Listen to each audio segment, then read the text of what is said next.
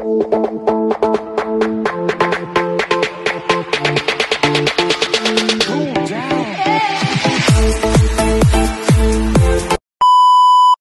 dahil Sunday ngayon ay nagkataon na off day ni Tita Belle. So, nagre-request po ang aking panganay na magluto ako kasi mamayang gabi magfa-fly siya sa Australia. So, ngayon guys, ito ang lulutuin natin. Ito ang gagawin nating sabaw. Actually, is oxtail ito. Ayan, oxtail. Dinagdagan na rin natin ng meat ng beef. So, ang ating sabaw today is beef soup. Mag-aadobo tayo ng squid guys. So galing kasi tayo ng palengke. Ang aga-aga natin na malengke, no? So fresh na fresh. So ito ang gusto ng anak ko na adobuhin, Filipino style. Ang lalaki, no? Ng squid. So ayan. Mamaya lilinisin pa natin yan guys kasi galing lang sa palengke si Tita Belle. At ito naman ang tinatawag namin na pink prawn. So, di ba mayroon din tinatawag na tiger prawn, yung parang black. Ito siya guys, yung pink. Kaya pink ang gusto ko laging binibili dahil pag ito niluto natin, kahit i-half cook mo lang siya, ay malambot at saka matamis ang kanyang meat, ang kanyang laman. So, this one is 1.5 kg kasi alam mo naman, marami kami kakain guys. 5 kami, mga big eater ang aking mga anak. Ito guys, pakuluan muna natin ng isang bisis guys, no, para matanggal yung sibo-sibo ba, no? So nilagyan ko yan siya ng asin, no, isang bisis lang natin panuhan, parang ano ba, hugasan sa nato kaliyot, pakuluan, then after that saka na natin magpapalambot tayo. So yan guys, sobrang kulong-kulo guys. So alam nyo ba, kasi ang tagal niyang lumambot ng karne ng baka. So, naniniwala ba tayo sa kasabihan? Nilagyan ko lang po siya ng Sprite, kaya ngayon malambot na ang kanyang laman. Nilagyan ko siya ng sweet corn, papalambutin muna natin kasi paborito din ng aking daughter-in-law. So, mamaya, lagyan natin ng carrots at saka, patatas at Chinese cabbage. So, antayin muna natin na lumambot din siya, tapos balikan natin kasi magluluto pa ako ng isang putahe. Ayan na siya guys. Malambot ng ating malambot na ang ating mais. So alam niyo yung ginagawa ko guys, pagsasabay natin ang carrots at saka ang patatas. Okay, so mamaya naman pag lumambot yan, lalagyan natin yung Chinese cabbage natin, yung pichay, tapos timplahan. So swak na swak, pak na yung sabaw na yan siya guys. Mahilig kasi mga inject maghigop ng sabaw guys. Lalo pag dinner, pagkakain kami, pag magluluto ako, kailangan talagang may sabaw. So, ayan. So, palambutin muna natin ulit. Tapos, balikan na lang natin mamaya. Ayan ang ating squid, guys. Ito ng ating lulutuin para siyang, parang adobo style. No, malinis na po yan siya. Bakit mayroon siyang itim-itim? Diba sa Bisaya, gustong-gusto yung ata, bitaw? Gusto kasi ng anak ko guys, talagang Pinoy na Pinoy yung panglasa, no. Ayan, gusto niya yung ata. No, so simpleng luto lang siya guys. Parang adobo style nga. So papakita ko sa inyo mamaya kung paano ko lutuin. Yan ang sangkap natin. Yung white na onion. Mas gusto ko yung white onion. Meron tayong dinikdik na garlic. Mainit ang ating kawali. Lalagyan na natin ng konting mantika. Ayan. So, corn, corn oil yan siyang gagamitin ko, guys. Ayan.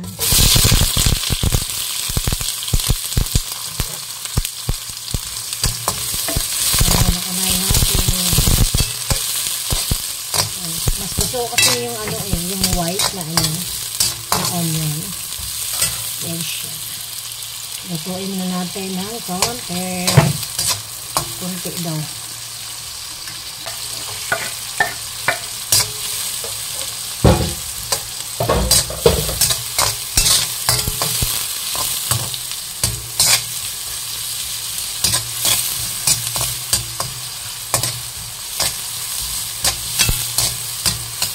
Nangangamoy na.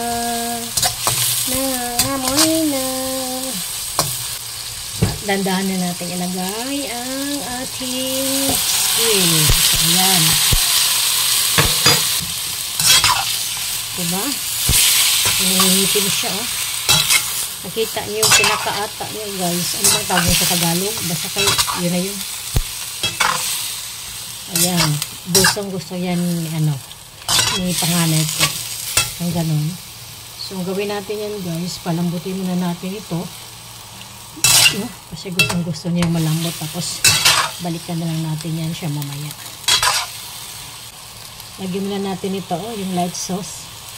Light sauce. Yan siya. Light sauce. Baga sa atin parang patis, no? Yan, lagyan na natin yan siya ngayon. Lagyan muna natin. Mamaya na natin timplahan, ha? Okay.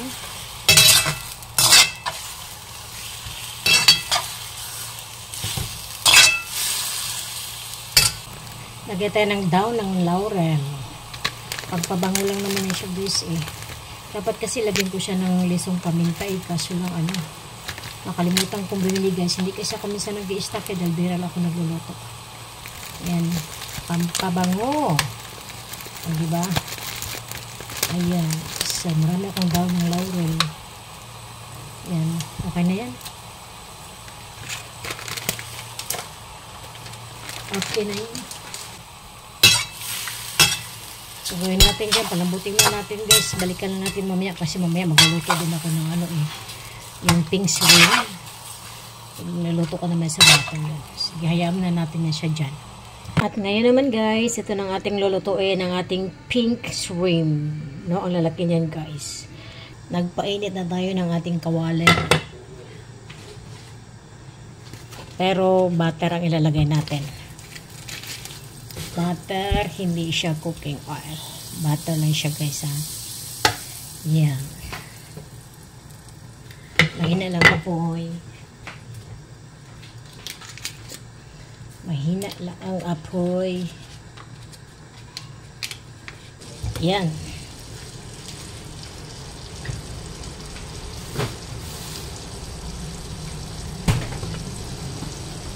Tayo muna natin mag-melt siya sa mahinang apoy lang guys. Yan. No, para hindi siya iitim. Yan. Inikos-mikos lang natin yan. Yan siya. So, simpleng luto lang din ito siya guys. Pero masarap. Diba? So, hindi na kailangang maraming mga ricado ba. Ito na yan. Kasan natin ng konti ang apoy. Lagay natin garlic. Maraming garlic para pag umutot ka amoy garlic. Diba? So, ganyan lang siya. Diba? Na baka simpleng luto. Habang ako yung nagpapalambot doon sa isa kong niluto, yung yung squid na pinalambot ko kasi gusto ng anak ko yung talagang malambot. Ayan. Lagay tayo ng oyster sauce. Oyster sauce yan siya guys. Bahala na kayo magtsansa guys kung gaano karami.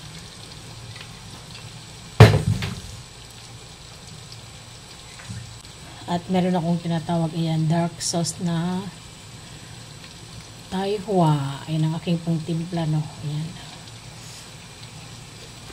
Lagyan din natin ng konti lang. Ayan. Tapos, mamaya natin yung inipos-mipos ulit. So, gano'n lang siya, guys. Black pepper. Konti lang din siya, guys. Ayan.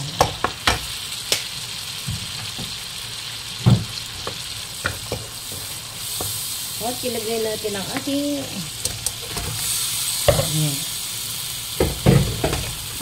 pink shrimp. Diba? So, ganyan siya, Madali lang to siyang maluto, guys. Lagyan natin ng konting tubig. Ayan. So, mamaya natin yan makikita ang result, guys, no? Kulam na natin ng konti. Ayan na siya, guys. Luto na yan siya, guys, no? O diba, ganyan lang siya. Gusto nila ng medyo may sauce. Tapos lagyan natin ng ayan, 3 pirasong sili na para pang anghang guys. Para usok yung kanilang putsa kaanghang.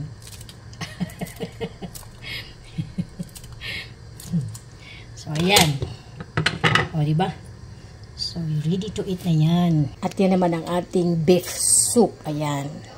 Ready na siya, guys. Isi-serve. Ayan.